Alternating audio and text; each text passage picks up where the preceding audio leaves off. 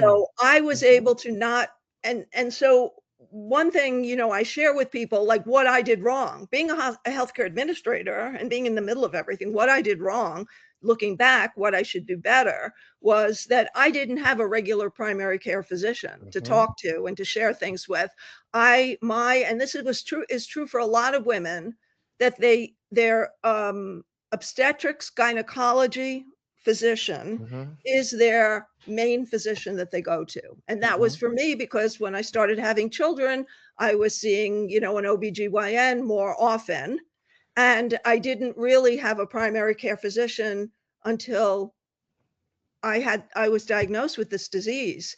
And when I was diagnosed actually by a gastroenterologist because I was Mm. having pains in my stomach. That was Mm. the blood clot, but I didn't know it was. He Mhm. said, "Let me send you for some testing." I got some testing and he said, "Do you have a hematologist?" And I said, "Why would I have a hematologist? What do I have? I don't know." And he said, "Okay, you need to go straight to the emergency room." And Wow. that's what I had to do. And that's when I was diagnosed that I had a blood disorder. It's Mhm. called a myeloproliferative neoplasm. And at Mm. first it starts out with there's too much blood in your system. And then over the years, they call it the spend down phase. Then you have too little blood in your system. So your bone Mhm. marrow gets dried up. You have too little red, white platelets in your Mm. system. And so I was able to live many years very productively and comfortably with my disease, Mhm. except when I couldn't, Mm. except when my health crashed and I got very sick and I was on some bridge chemotherapy until the doctors figured out I would be a candidate for a stem cell transplant. And then they were Mhm. able to find a donor, a matching donor for me. But back to, so I didn't have a primary care physician. I ignored my own symptoms.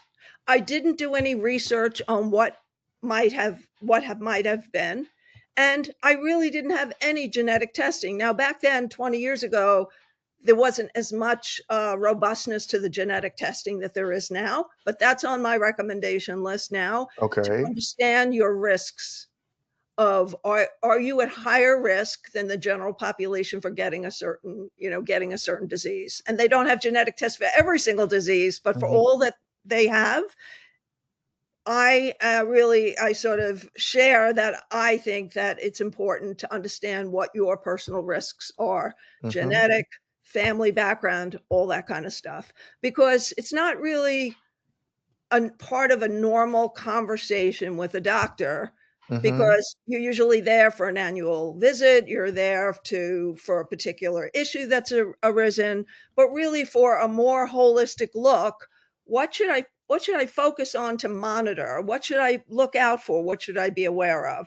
So that's sort of another thing that I could have it'll look back that I could have done better as well. But I would so primary care physician, Mhm. genetic testing, don't ignore symptoms.